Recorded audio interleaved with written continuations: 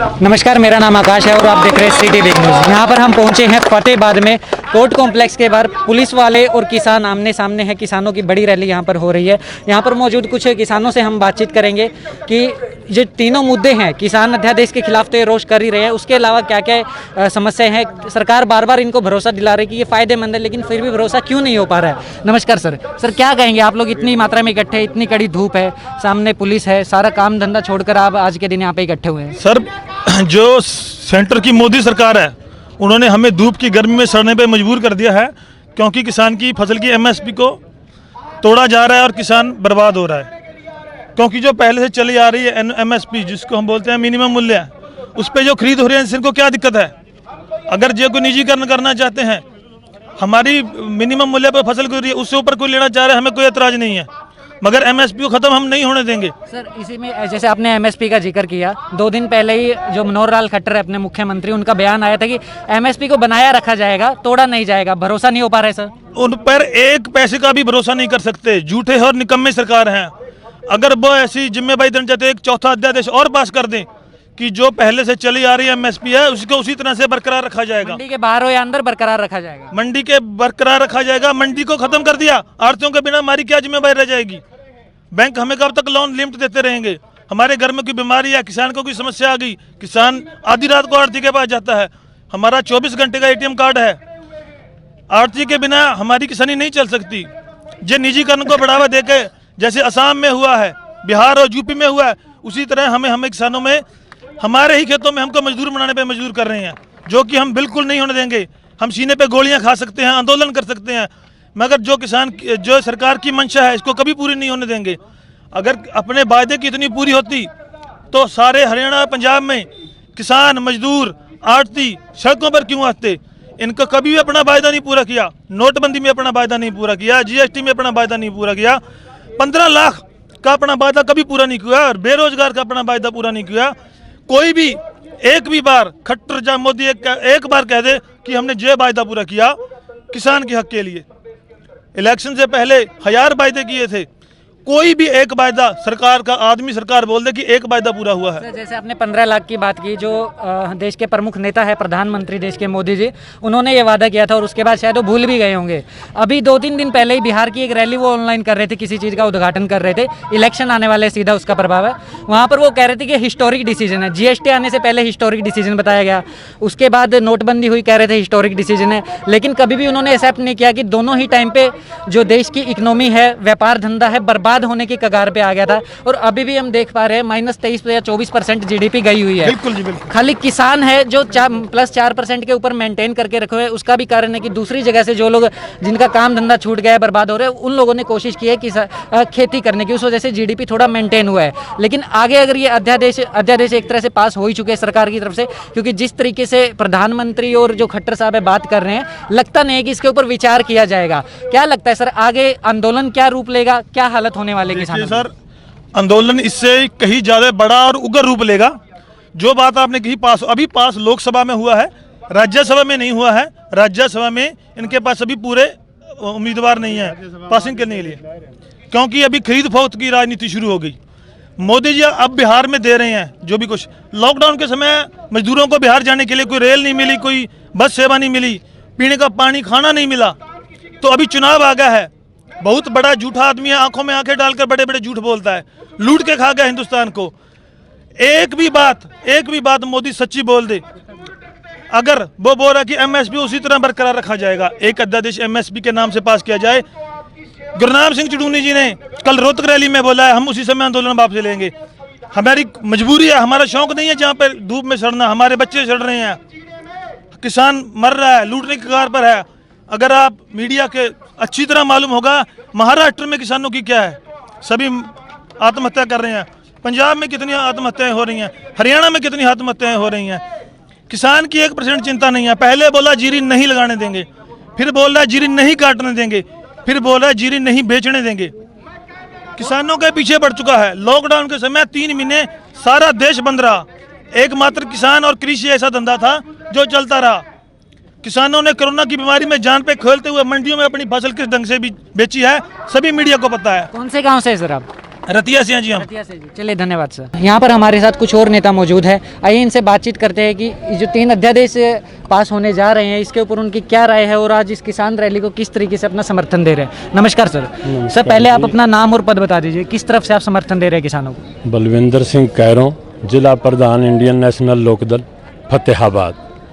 जो तीनों अध्यादेश सरकार ने लागू करने की कोशिश कर दिए हैं, ये सीधा सीधा हमारे देश और प्रदेश के किसान की मौत का वारंट दे रहे हैं। और जिस तरीके से किसानों के साथ धोखा कर रही है मोदी सरकार, आज सत्ता के जोर पर बल पर जो धक्काशाही कर रही है, ये इनके भी पतन के कफन का कील साबित होगी। आज सारा किसान प्रदेश का सड़कों पर आया हुआ है।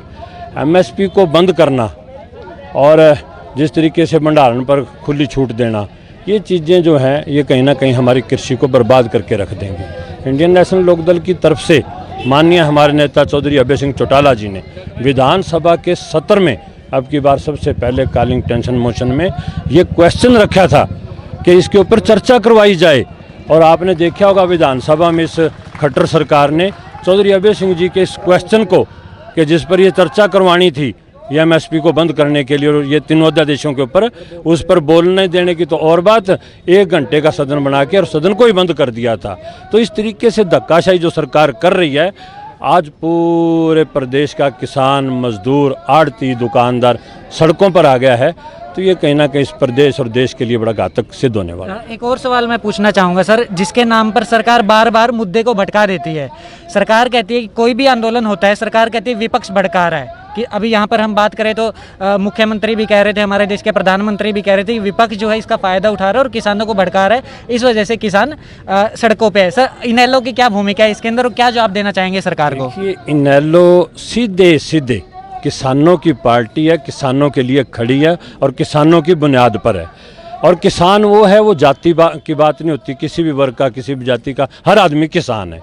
इनेलो की जो नींव है वो किसानों पर खड़ी है। जो बात है बरगलाने की, ऐसा तो कोई किसानों को मूर्ख ना समझे मोदी साहब और खट्टर साहब कि उसको कोई भी बरगला देगा और वो किसी के बरगलाने पर विरोध करेगा। जिनकी आगे आने वाली पीढ़ियों का, हमारी कृषि का सत्यानाश करने जा रहे हो, सरकार खरीद से भाग रही हो, वो किसान सड़कों पर नहीं आएगा तो और क्या करेगा। उसको कोई बरगला नहीं सकता, उसको कोई ऐसा बेवकूफ़ नहीं बना सकता।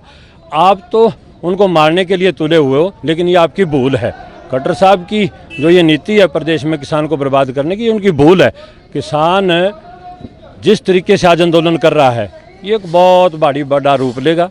इनेलो की जो भूमिका की आपने बात की, आपने देखा होगा चौधरी अभय सिंह जी ने, हमारे नेता चौधरी अभय सिंह चौटाला जी ने 23 सितंबर से घोषणा की हुई है, हर जिला हेडक्वार्टर पर किसानों को साथ लेकर बहुत बड़े प्रदर्शन करेंगे और इस जो अध्यादेश जारी कर रहे हैं इसको वापस करने के लिए मजबूर करेंगे। उसी कड़ी में 6 सितंबर को हम फतेहाबाद में भी चौधरी अभय सिंह जी के नेतृत्व में इसी तरीके से दोबारा किसानों के हक में प्रदर्शन करेंगे और किसान सरकार को मजबूर करेंगे कि वो अध्यादेश को वापस ले। इसी रैली में रतिया व्यापार मंडल के प्रधान हमारे साथ जुड़ चुके हैं।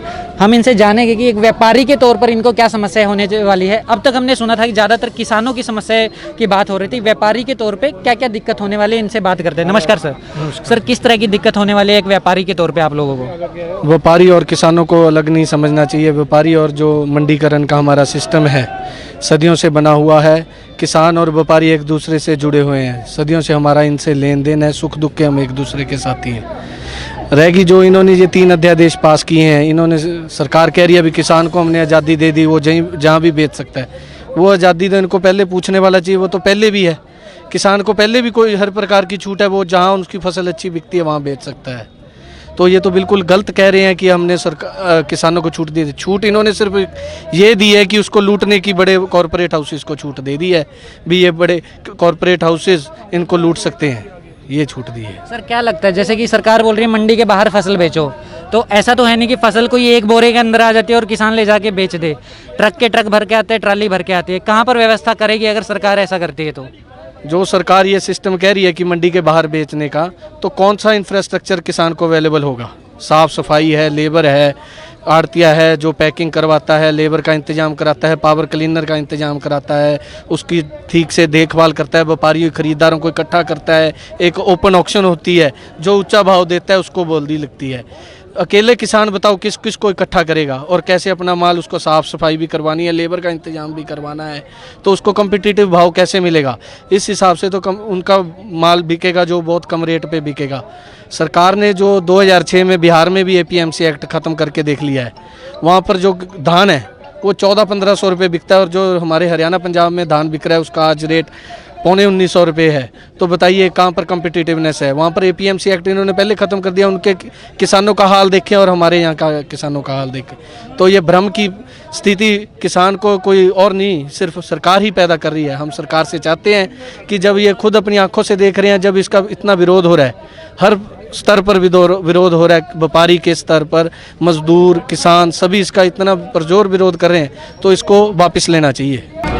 हमारे साथ अजय कुमार जी मौजूद है जो खुद एक एडवोकेट भी रह चुके हैं। इनसे हम डिटेल में बात करेंगे अध्यादेशों के ऊपर और इसके अलावा भी कुछ कानूनों पर और जो सरकार का रुख है इन अध्यादेशों के ऊपर और किसान विरोध के ऊपर, उसके बारे में बातचीत करेंगे। नमस्कार अजय जी। नमस्कार सर, पहले तो इन तीनों अध्यादेश के बारे में छोटा छोटा जो एक दिक्कत है किसानों की, व्यापारियों की, उसके बारे में आप थोड़ा सा हाईलाइट कर दीजिए। अगर ब्रीफली मैं आपको कानून की भाषा में ना बात करके आम जनमानुस की अगर भाषा में बात करूं, तो पहला जो विधेयक है वो मंडीकरण का विरोध है, सिद्धम सिद्धा।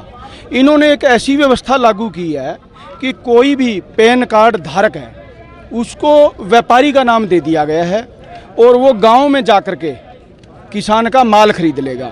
उसको कोई टैक्स नहीं देना, कहीं कोई रजिस्ट्रेशन नहीं करवाना अपने उस व्यापार के लिए, और वो माल लेकर के हिंदुस्तान के किसी कोने में चला जाए, कोई रोक टोक नहीं है। और अगर किसान अपना वो ही उत्पाद मंडी में लेकर के आएगा तो मोटा मोटी उस पर 8.5-9% खर्चा आएगा। यानी सीधी भाषा में अगर मैं बात करूं तो गांव में अगर किसान बेचेगा तो उसका माल 100 रुपये में बिकेगा कोई भी वस्तु, और वो मंडी में लेकर के आएगा तो सरकार का टैक्स 4% टैक्स है, 2.5% आड़त है प्रति सैकड़ा, और 1.5-2 रुपया मजदूरी का खर्चा आ जाता है। तो मोटा मोटी 8-9 रुपया उस पर खर्चा बैठ जाएगा। तो किसान की वही 100 रुपये वाली चीज़ मंडी में 92 रुपये की बिकेगी। कौन लेके आएगा? मंडियाँ अपने आप फेल हो जाएंगी। जो आज अगर हम हरियाणा प्रदेश की बात करें तो हरियाणा प्रदेश के अंदर 40,000 लाइसेंसधारी आड़ती है और एक आड़त की दुकान पे कम से कम 2 की एवरेज आती है। जो सेठ हैं वो 2 परिवारों ने मिलकर के आड़त का व्यापार किया हुआ है और उस पे मोटा मोटी 2 की एवरेज मुनीम की आती है और 2 की पल्लेदार की आती है। ये तो है ऑफ सीजन की बात। अगर हम सीजन की बात करें तो कम से कम मजदूरों को हमें 10 परिवार चाहिए। तो लाखों लाखों लोग मंडियों के माध्यम से अपने बच्चे पाल रहे हैं। ये हमने परिवारों की बात की है। 40-80 हज़ार व्यापारियों के परिवार, 80 हज़ार मजदूरों के परिवार और लगभग 1 लाख मुनिमों के 80 हज़ार और 1 लाख मजदूरों का परिवार इन धंधे से पलट पे आया है। और जनसंख्या की अगर कम से कम 15-20 लाख लोग अपना पेट मंडी व्यवस्था से भर रहे हैं। वैसे भी सर, हरियाणा जो है अपना कृषि प्रधान प्रदेश है, पंजाब जो है कृषि प्रधान प्रदेश है। एक बड़ी जनसंख्या जो है इसके ऊपर निर्भर करती है। बिल्कुल व्यापारी हो गया, किसान हो गया और अपना जो मजदूर वर्ग है। सर, जैसे हम यहाँ पर चक्का जाम करके बैठे हुए, सभी के सभी किसान चक्का जाम किए हुए हैं। अभी कुछ दिन पहले दिल्ली सरकार ने जो दिल्ली में राइट्स हुए थे, दंगे हुए थे, उसके ऊपर रिपोर्ट एक बनाते हुए कहा था कि चक्का जाम करना अलोकतांत्रिक है। इसके ऊपर क्या कहेंगे सर? क्योंकि जिस हिसाब से सरकार अलग अलग बातों में हर चीज़ के ऊपर UAPA लगा देती है, NSA लगा देती है और देशद्रोही बोल देती है किसी को भी, हाँ, तो क्या नहीं लगता है कि सर आने वाले दिनों में जिस हिसाब से किसान चक्का जाम कर रहे हैं, इनको भी इसी तरह की संज्ञा दी जाएगी? और जो चक्का जाम को अलोकतांत्रिक कहा गया है, इसके ऊपर आप क्या कहना चाहेंगे एक एडवोकेट होने के नाते? ये सरकारों का काम नहीं है।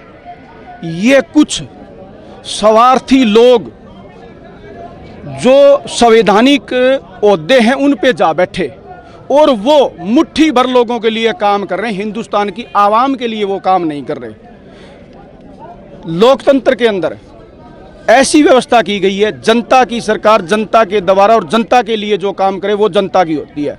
जब जनता कह रही है कि हमें ये कानून पसंद नहीं, तो वो वापस ले ले, कोई तकरार है ही नहीं, हम अपना काम कर लेंगे, वो अपना सरकार चलाए, टकराव की स्थिति आ ही नहीं।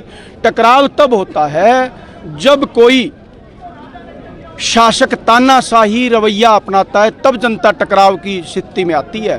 और ठीक है, एक बार आंदोलन को दबाने के लिए सरकारी तंत्र का तानाशाह शासक दुरुपयोग कर सकता है, लेकिन समय आने के बाद जनता उसको जो है बाहर का रास्ता दिखा देगी और जनता की मर्जी इस हिंदुस्तान के अंदर चलेगी। और आने वाली उस पार्टी की सरकार होगी जो जनता को आश्वासन देगी कि आप हिंदुस्तान और प्रदेश की सत्ता मेरे हाथों में दो, मैं आपके हक और अधिकारों के लिए कानून बनाऊंगा। एक और सवाल मैं पूछना चाहूँगा सर, कुछ दिन पहले 2 या 3 दिन पहले हमारे प्रदेश के मुख्यमंत्री मनोहर लाल खट्टर जी और देश के प्रधानमंत्री मोदी जी, मोदी जी जो है बिहार की रैली को संबोधित कर रहे थे, उसमें उन्होंने कहा था कि जितने भी किसान आंदोलन कर रहे हैं, पंजाब के हैं, हरियाणा के हैं और यूपी में कुछ जगह पे कर रहे हैं, कुछ जगह पर दिल्ली में भी किसान इकट्ठा हुए थे अलग अलग राज्य के, सभी को विपक्ष भड़काया जा रहा है, उनका ऐसा कहना है, अलग अलग पार्टी का जो विपक्ष है उनको भड़का रहा है। इस पर आप क्या कहना चाहेंगे? हर एक मुद्दे के ऊपर जब भी आंदोलन होता है, सरकार कह देती है, जो सत्ता में सरकार है, कि विपक्ष के भड़काने पर ये लोग इकट्ठा हो रहे हैं, आंदोलन कर रहे हैं, इसके ऊपर आप क्या कहना चाहेंगे? आपने सही सवाल पूछा है। हम जिस परिवार से हम ताल्लुक़ रखते हैं, मजदूर और किसान परिवार, ये भोला परिवार होता है, इसको बरगला लेते हैं राजनेता लोग। और हम आपके माध्यम से, आपके चैनल के माध्यम से, जो हमारे प्रधानमंत्री जी, मुख्यमंत्री जी या कोई प्रशासनिक अधिकारी ये कहता है कि जनता को विपक्ष बरगला रहा है या कोई दूसरी पार्टियां बरगला रही हैं, मैं उनसे सिर्फ 2 बात कहना चाहूँगा। वो कह रहे हैं कि ये अध्यादेश किसान के हित में है, तो इनके अंदर, और वो ये भी करें कि एमएसपी को खत्म नहीं किया जाएगा, चालू रखा जाएगा। मुख्यमंत्री ने ये बात कही थी, प्रधानमंत्री भी कह रहे हैं। तो इसमें 2 बात लागू कर दे, वो ये कह दे इसी अध्यादेश में लाइन लिख दे या एक अध्यादेश और लेके आए जो ये कहे कि आपकी फसल एमएसपी पे खरीदने की राज्य और केंद्र सरकार गारंटी देती है।